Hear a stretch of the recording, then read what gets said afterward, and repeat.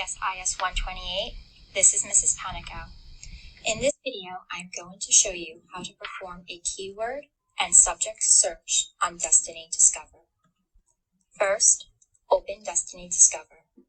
You can access Destiny at any time by selecting the application button on TeachHub or by using the button found on the library's website.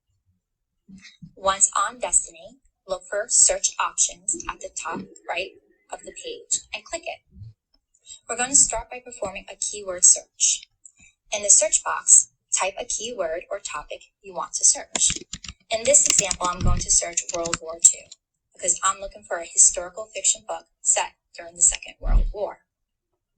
Make sure the top box reads keyword and click search. Look through the results and identify useful books. Select one book and view the full record by selecting View More Details.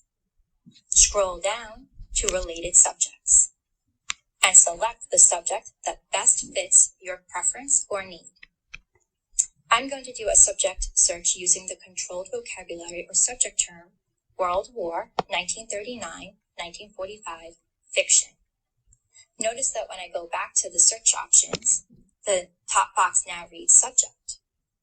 Although a subject search will provide fewer results, the results will be more focused on what I am searching for.